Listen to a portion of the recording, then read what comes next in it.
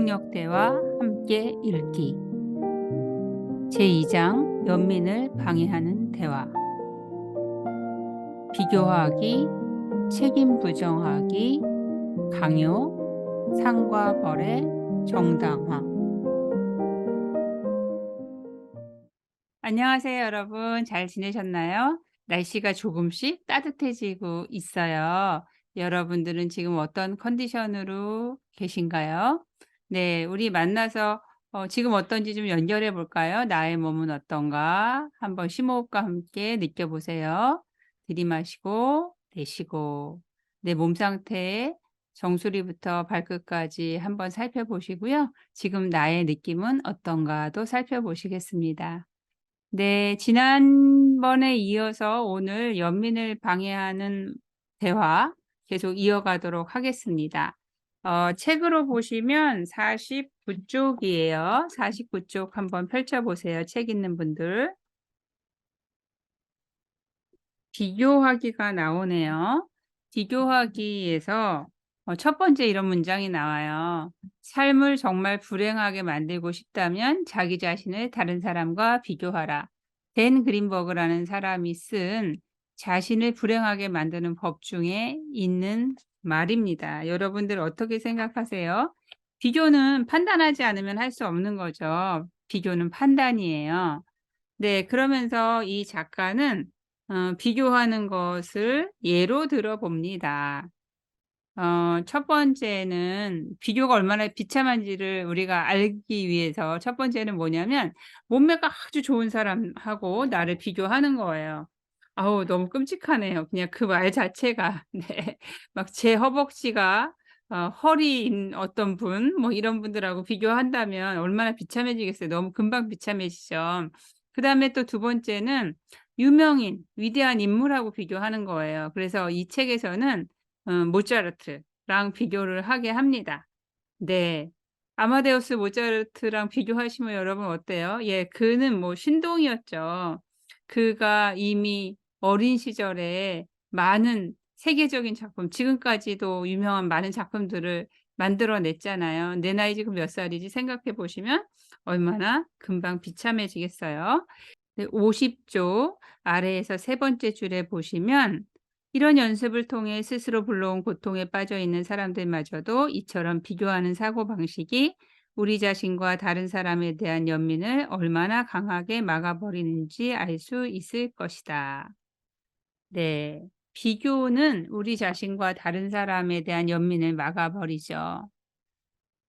네, 다음은 책임 부정하기인데요. 책 51 쪽에 나와 있습니다. 화면 보시면 제가 8 가지를 잘 정리를 해 놨는데 첫 번째는 막연하고 일반적인 이유를 말해요. 그러니까 "뭐뭐 하니까." 이렇게 말하는 것들인데요. 뭐 "다른 사람들 다 대학 가니까 나도 학교 다니지." 뭐 "이 나이에 다 결혼하니까 나도 했지. 내 책임 아니야." 이렇게 말하는 것들이고요. 두 번째는 상황 진단, 개인적 또는 심리적인 내력. 뭐 "난 알코올 중독자니까 술 마시는 거는 당연한 거지. 내가 우울증 환자잖아. 그러니까 난 집 밖 안 나가." 뭐 이렇게 말하는 것들. 이건 역시 "내 책임 없어." 이렇게 말하는 거죠. 또 세 번째는 다른 사람의 행동이에요. 뭐 "그 애가 때리니까 나도 때렸지. 당신이 먼저 반말했으니까 나도 반말하지." 이런 말들이죠. 네, 이것도 마찬가지 "내 책임 없어." 이렇게 말하는 거죠. 그다음은 권위자의 지시예요, 네 번째. 윗사람이 시켜서 그랬다고 말하는 것들이죠, 보통. 대표님이 못하게 했어요. 뭐 위에서 부장님이 시켰어요. 또는 뭐 교장 선생님이 "안 된대요." 이렇게 말하는 것들이고요. 다섯 번째는 집단의 압력이에요. "거기 있는 사람들은 다 뭐뭐 했어." 이렇게 말하는 것들이에요. 뭐 "거기 있는 애들 다 담배 폈는데 뭐." 또는 뭐 뭐가 될까요? "거기 있는 사람들 다 술 마셨어." "거기 있는 사람들 다 뭐 샀잖아. 근데 나만 어떻게 안 사?" 뭐 이렇게 하는 말들이죠. 그다음에 여섯 번째는 내규, 규칙, 규정에 관한 것들인데요. 학교 규정이 그래서 뭐 "너는 퇴학이야." 라든지 "회사 방침이 안 됩니다." 라든지 "병원 규칙이 그래요." 이런 말들이 되겠고요. 그다음에 성별, 지위, 사회적 지위, 연령에 따른 역할인데요. "나는 일하러 가기 싫은데 가장이니까 가는 거야." "나는 뭐 엄마라서 뭐 하는 거야. 내 나이 때는 다들 이 정도는 하니까 이러는 거야." 뭐 인제 이런 게 되는 거죠. 그다음에 마지막 여덟 번째는 억제할 수 없는 충동인데요. "나도 모르게 다 먹었어." 이런 거죠. "초콜릿을 먹고 싶은 거 어떻게 할 수가 없었어. 놀고 싶은 걸 어떻게 할 수가 없었어. 그래서 뛰쳐나갔지." 뭐 인제 이렇게 말하는 것들입니다. 그래서 "내 책임은 없다."라고 다들 표현하는 건데, 책에 보면 되게 재밌는 사례가 있죠. 53 쪽에 보시면 워크숍에 참여한 사람의 사례인데, "꼭 해야 하는 일들의 예가 뭐가 있냐?" 이렇게 물었더니 한 참가자가 "저는 집에 가서 오늘 모임이 끝나면 저녁을 해야 돼요. 저는 밥하는 게 지겨워요." 정말 싫거든요. 하지만 저는 매일같이 20 년간 이 일을 해 왔고 꼭 해야만 하는 일이라 아주 아플 때도 있어요. 라고 대답을 했어요. 네. "하기 싫은 일을 해야만 한다."라고 생각하면서 인생을 그렇게 보내고 있다라는 말을 들으니까 마샬이 안타깝다고 하면서 MVC를 배워서 좀 더 행복해질 수 있는 가능성을 찾기 바란다고 말씀을 하셨대요. 그리고 이분이 MVC를 열심히 배우셨대요. 그리고 연수가 끝나고 실제로 그분은 집에 돌아가서 가족들에게 "나는 더 이상 이제 밥을 하고 싶지 않다."라고 선언을 했고, 그러고 나서 3주 후에 아들이 이 워크숍에 찾아왔는데, 그 밥을 안 하겠다고 선언한 엄마가 있었고, 그 식구들의 반응이 어땠는지 궁금해서 물어보니까 아들의 대답이 큰 한숨을 쉬면서 이렇게 이야기를 했어요. "선생님, 저는 그때 '아 하느님 감사합니다.'라고 속으로 말했어요. 그래서 마샬이 어리둥절해서 보니까 '엄마가 드디어 이제부터 밥 먹을 때마다 이런저런 불평을 하지 않겠구나.' 속으로 생각을 했거든요." 네.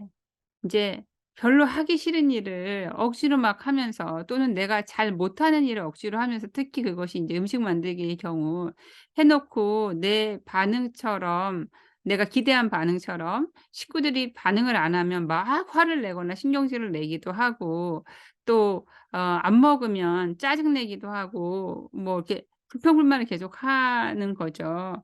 그래서 엄마가 음식을 안 한다고 선언했을 때 이 아들은 오히려 "행복했다." 이런 말을 하고 있어요. 네. 뭐 이런 경우가 여러 가지가 있을 거예요.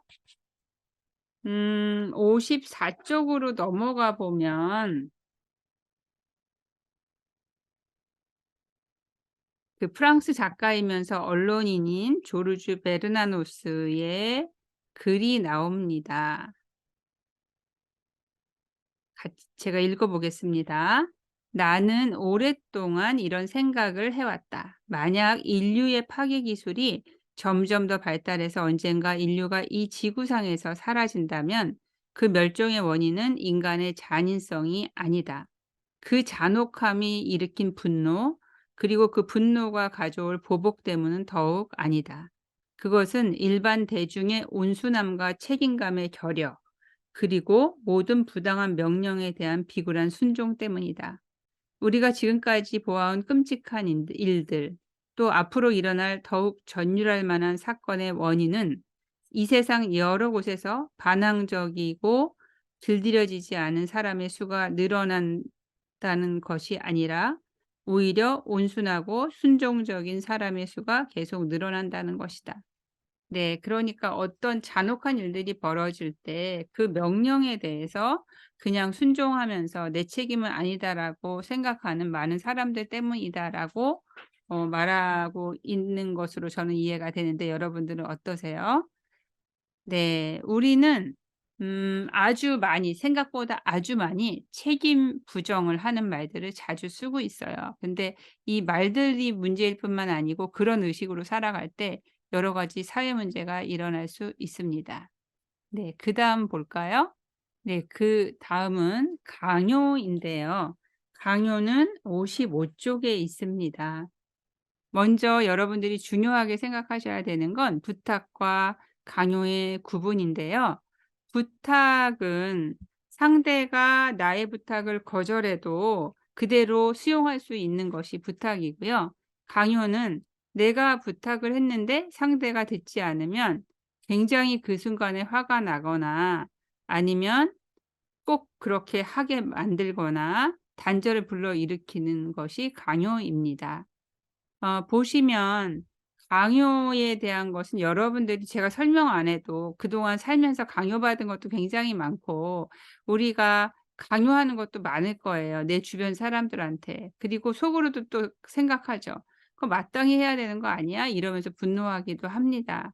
그런데 그 교재에 보시면 55 쪽에 마살이 쓴 글 중에 되게 중요한 글이 있어요. 55 쪽의 처음 구절 볼까요?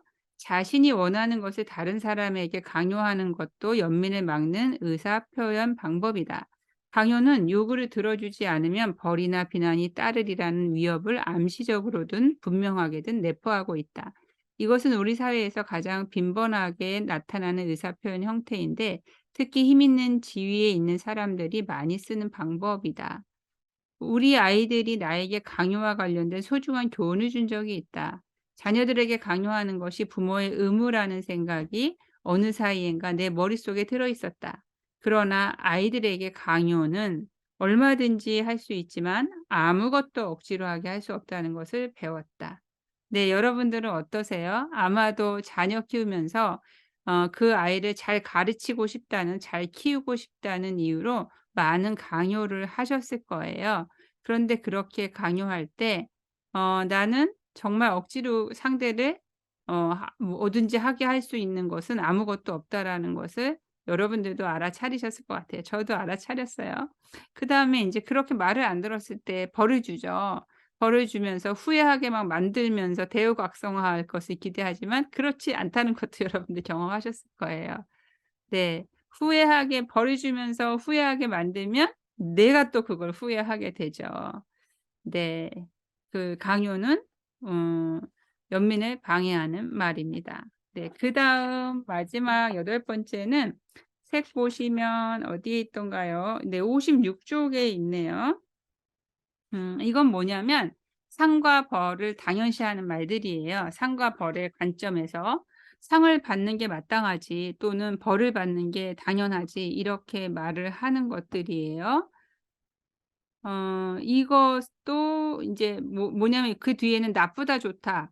이렇게 평가가 들어 있는 거죠. 상과 벌을 주면서 경쟁하게도 만들고 뭔가 달라지기를 바라는데 그것이 오히려 상처만 된다라는 거 우리 삶에서 많이 경험을 했죠. 워크숍에서 상과 벌에 대한 이야기를 나누면 많이 울고 화내시면서 이야기 많이 하시거든요. 네, 56쪽 보시면 중요한 말을 마샬이 하고 있습니다. 그 두 번째 분홍색 박스 읽어 볼게요. "삶을 소외시키는 말에는 깊은 철학적, 정치적 뿌리가 있다." 그 옆에 "우리 대부분은 자신이 무엇을 느끼고 원하는가를 알아차리기보다는 꼬리표를 붙이고 비교하고 강요하고 판단하는 말을 배우면서 자랐다. 삶을 소외시키는 이런 대화 방법은 수백 년 동안 우리에게 영향을 끼쳐 온 인간을 보는 어떤 특수한 관점에 뿌리를 두고 있다. 그것은 우리가 태어나면서부터 사악하고 부족하기 때문에 이러한 바람직하지 못한 본성을 통제하기 위해서는 교육이 필요하다는 견해이다.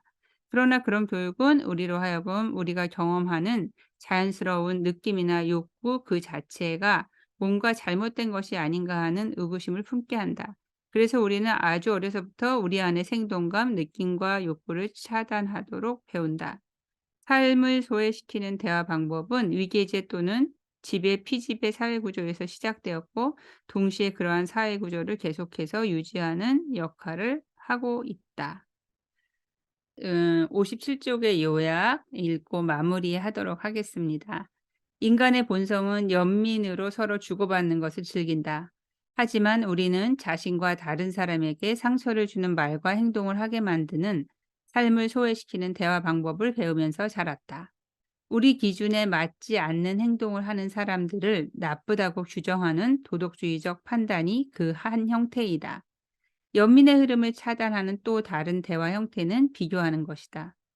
삶을 소외시키는 말들은 우리의 생각, 느낌, 그리고 행동에 따르는 책임의식을 흐리게 한다.